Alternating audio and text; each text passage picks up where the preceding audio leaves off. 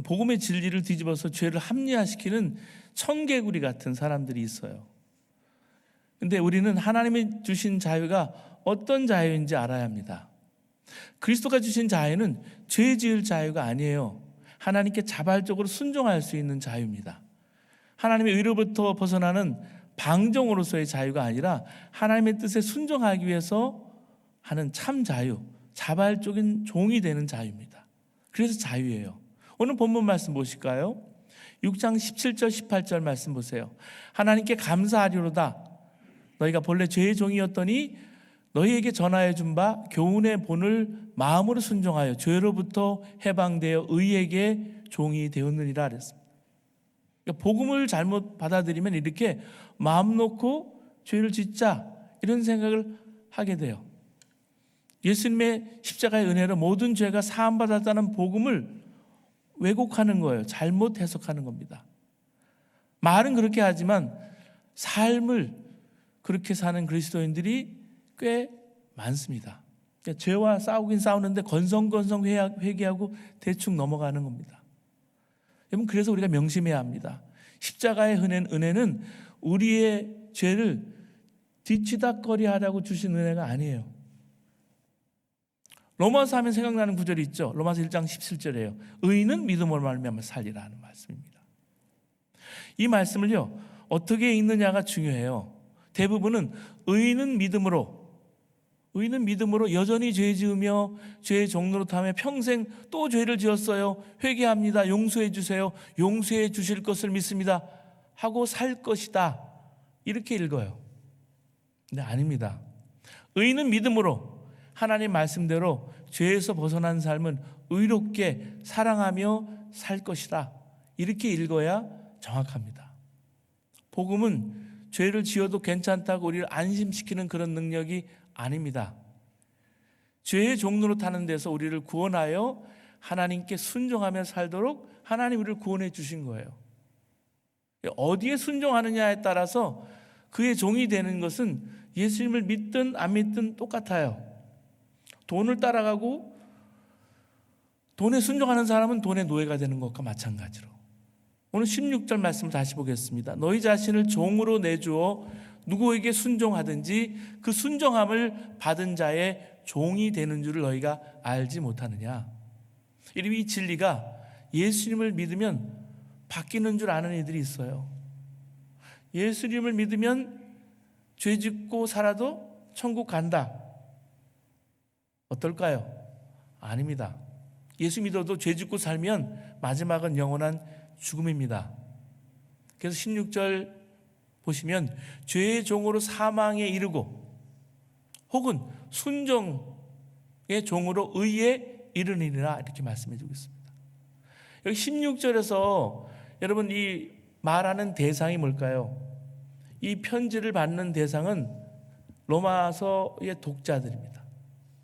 이미 예수님을 믿은 로마의 그리스도인들을 말하고 있는 거예요. 예수님을 믿는 사람이나 믿지 않는 사람이나 기준점은 똑같습니다. 동일한 기준이 적용이 됩니다. 너희가 죄의 종이 되었을 때는, 여러분 20절 말씀 보세요. 너희가 죄의 종이 되었을 때는, 21절에 이는 그 마지막이 사망임이라. 22절 보세요. 하나님께 종이 되어 그 마지막은 영생이니라. 이렇게 시작과 끝이 이렇게 나오고 있어요. 그러면 예수님을 믿은 축복은 뭘까요? 예수 믿어서 달라지는 게 무엇입니까? 예수를 믿으면 죄의 종로로 타지 않고 하나님께 순종해서 살게 된다는 말씀입니다.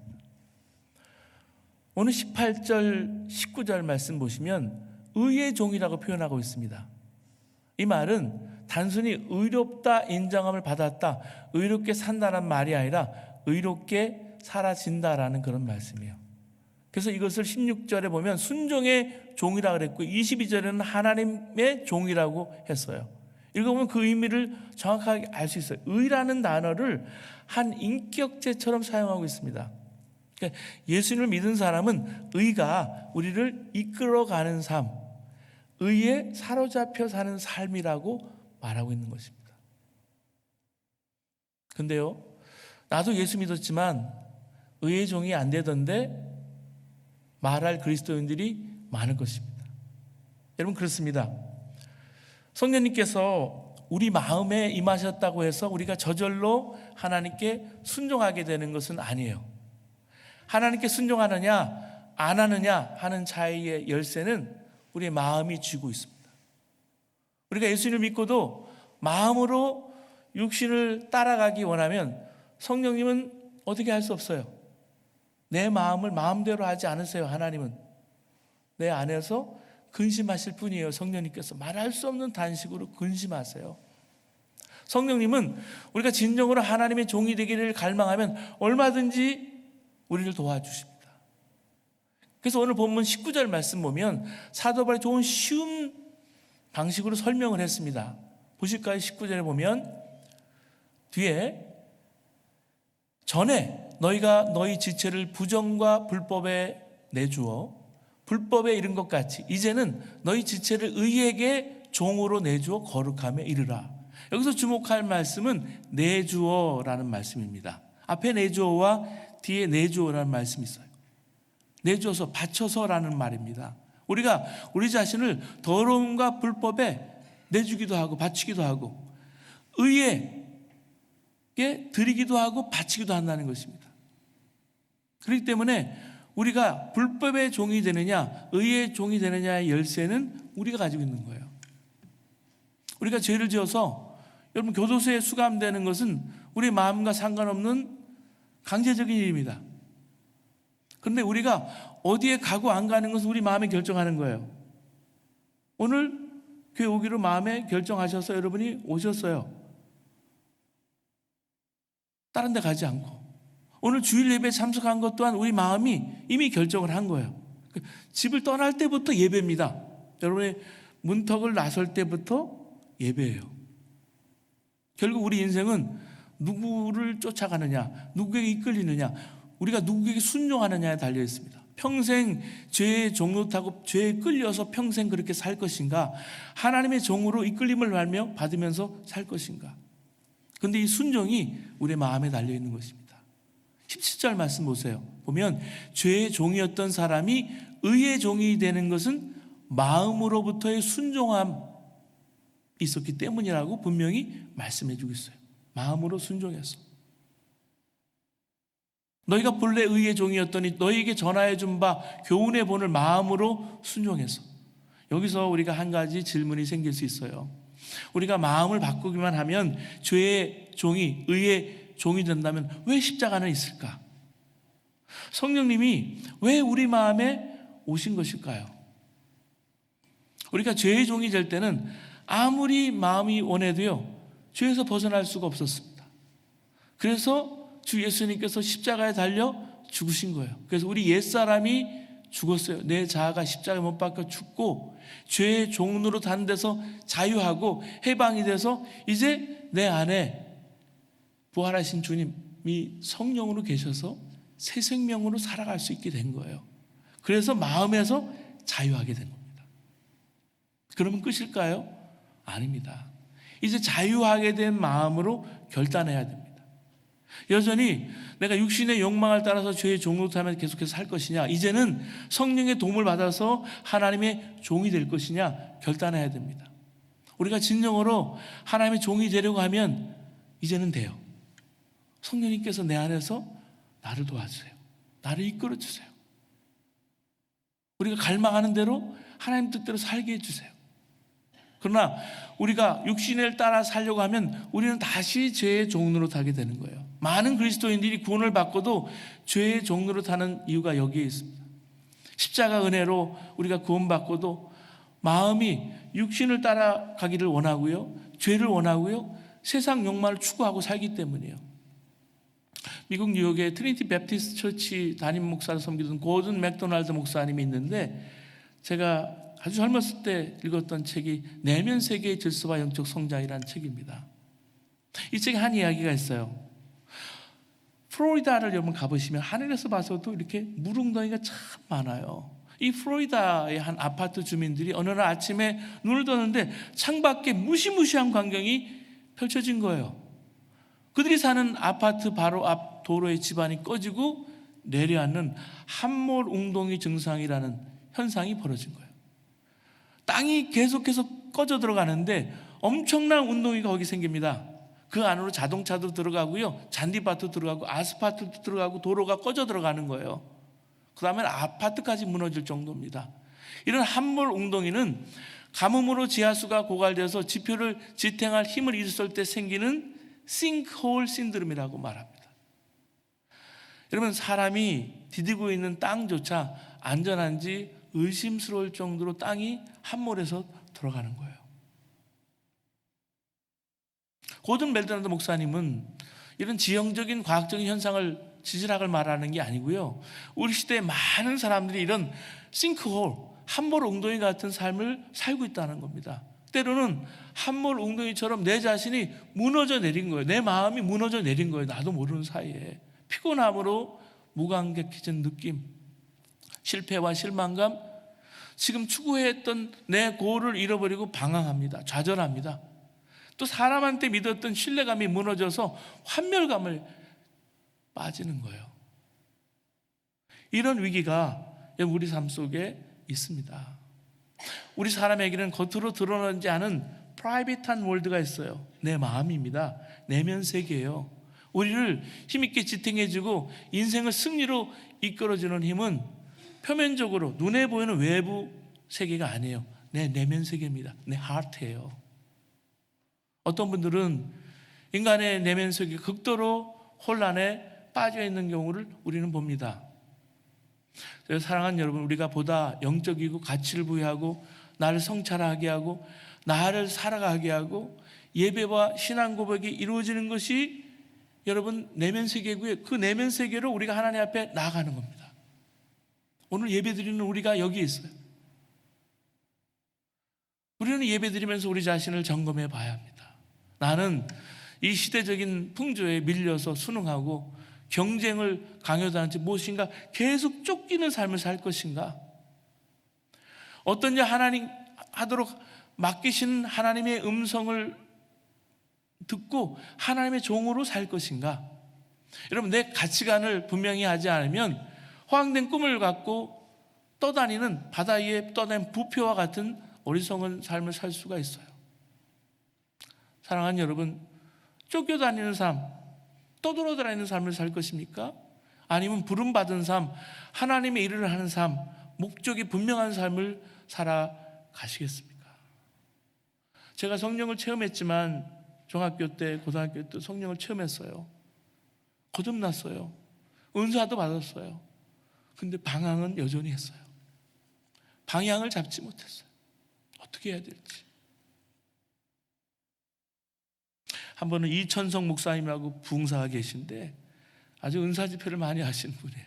그분 청량리 집에 가서 제가 5,000원짜리 이 여름에 한 장하고 1,000원짜리 5장하고 감사헌금을 가지고 가서 기도를 받은 적이 있어요. 눈물이 떨어지는데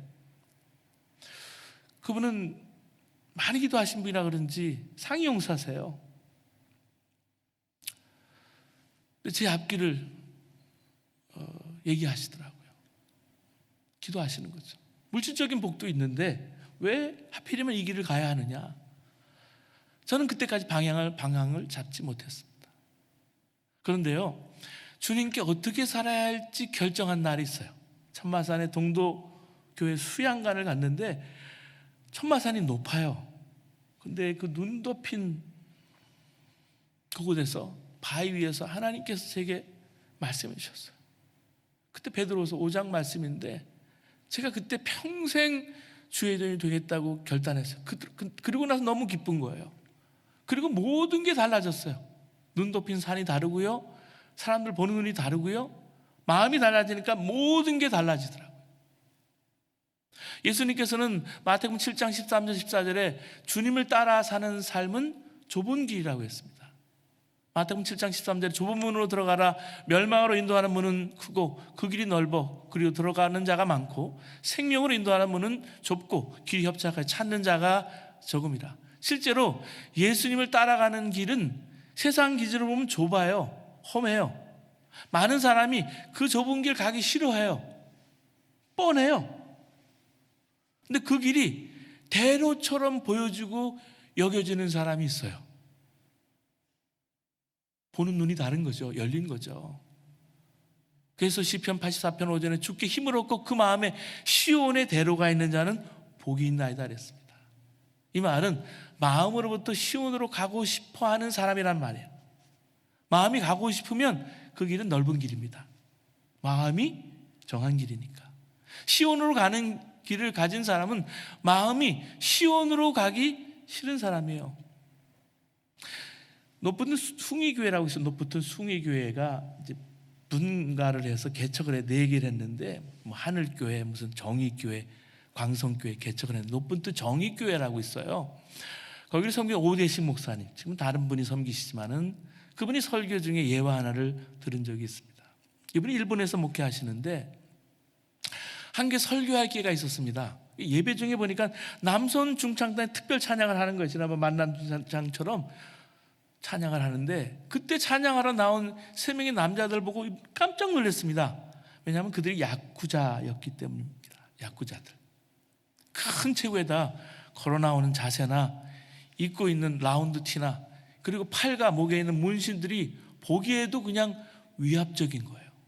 그런데 막상 찬양을 부르기 시작하니까 그들이 너무나 아름다운 목소리로 찬양을 하는데 한 번 깜짝 놀랐는데 감동이었답니다.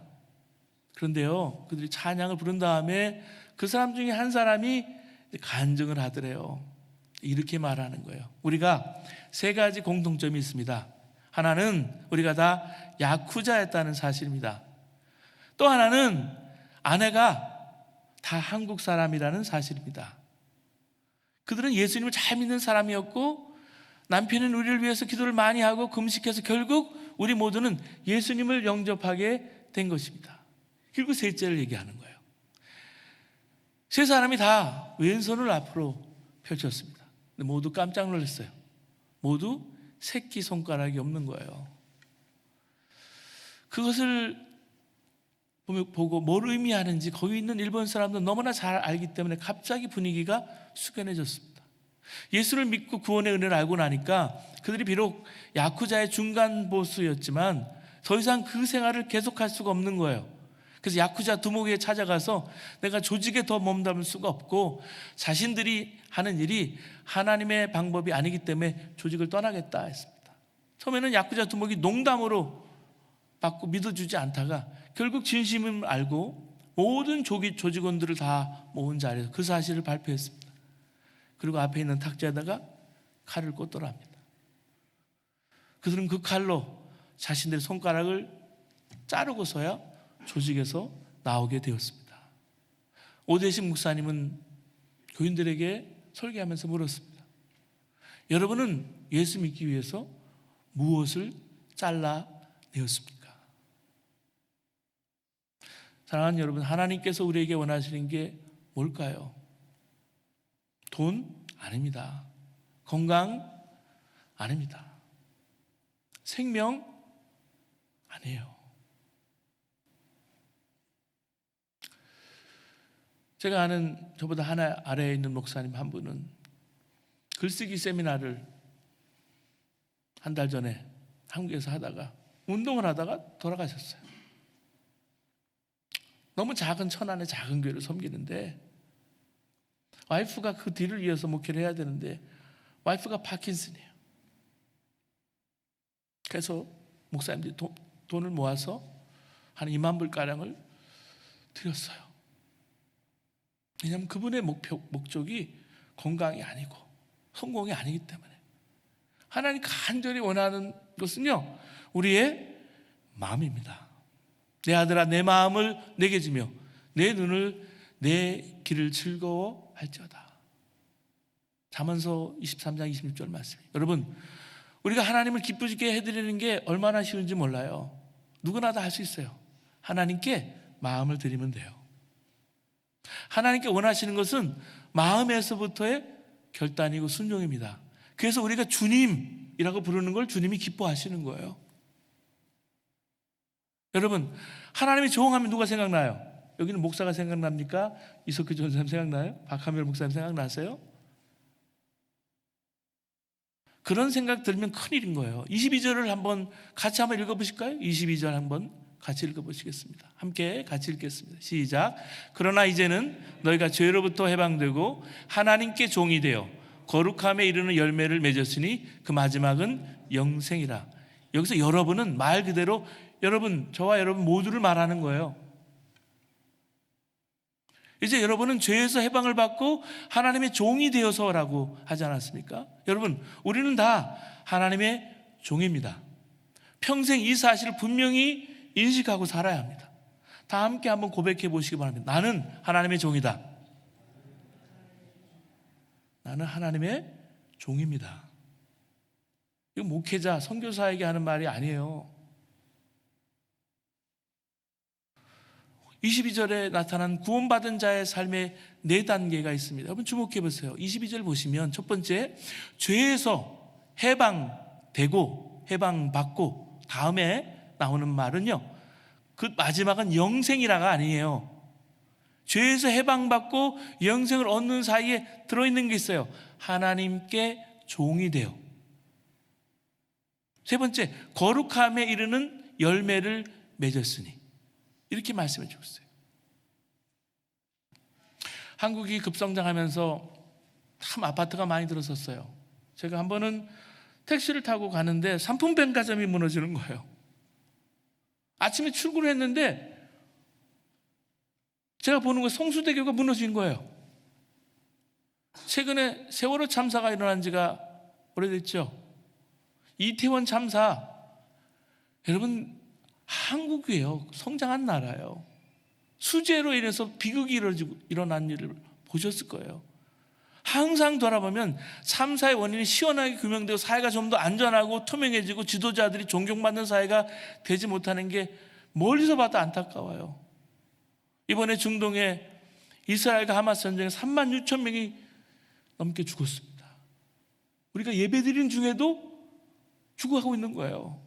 러시아와 우크라이나에 5만 명 이상이 죽었습니다. 사상자가 50만이 넘었고요. 난민들은 엄청날 거 아니에요? 아이들은 어떻게 해요?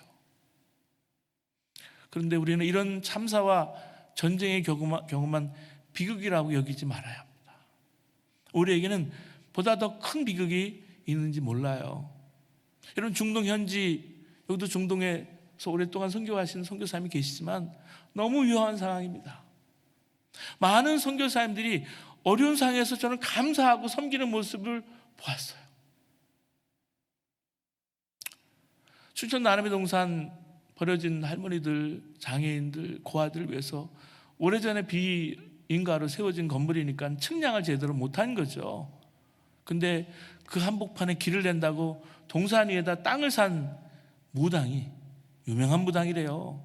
측량을 하고 건물을 다시 지어야 된다고 줄을 건 거예요.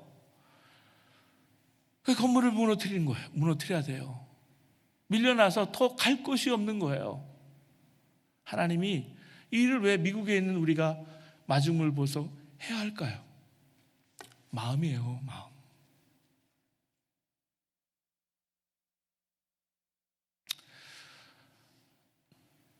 아이들이 밀려나서 사회 취약계층의 아이들이 참 많아요. 그럼 밀려나서 하는 게 가출이에요. 저도 청소년기를 참 어렵게 지내봐서 알아요. 집을 나가는 게 뭔지, 폭력에 시달리는 게 뭔지. 청소년 섬긴 그 카페 동산에도 주님을 위해서 이런 상황에 섬길 수 있음에 감사하다 하는 분들을 저는 봤습니다. 우리가 편히 살고 있는 실리콘밸리, 서울의 강남이 영적으로는 사실 더 위험한 것인지 몰라요. 늘 깨어 조심하면서 지내야 할 일입니다. 여러분, 우리가 사는 곳이 테러로 인해서 중동 전쟁터나 세계 기독교 박해 1위인 북한의 지하교회 못지않게 위험한 환경이라는 것을 우리가 어떻게 이해해야 할까요? 존 파이퍼 목사님이 설교에서 카메룬의 두 선교사님의 순직 사고에 대해서 얘기한 적이 있으십니다. 80세가 넘은 두 분은, 한 분은 간호사고 한 분은 의사인데 평생 독신으로 살면서 주님의 마음을 품고 고통스러운 삶을 살고 있는 아프리카 사람들을 위해 섬기다가 어느 산악 지역의 마을에 환자들을 돌보려고 가다가 자동차 브레이크가 파열된 거예요. 절벽에서 추락해서 순직했습니다. 존 파이퍼 목사는 청년들에게 큰 소리로 물었습니다. 이것이 정말 비극입니까? 이게 트레지디냐? 정말 비극이냐?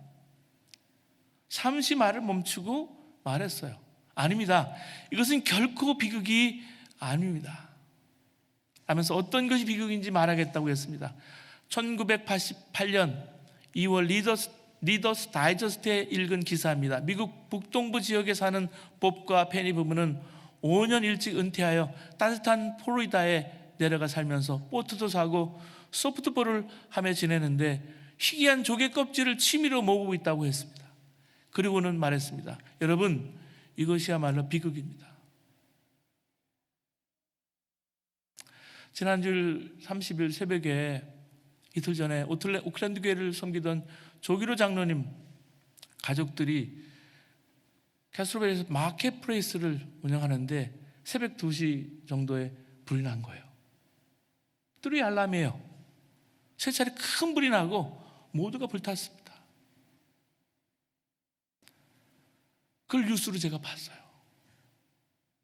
그날 낮에 위로하고 기도했는데 한밤에 사진 한 장이 왔습니다.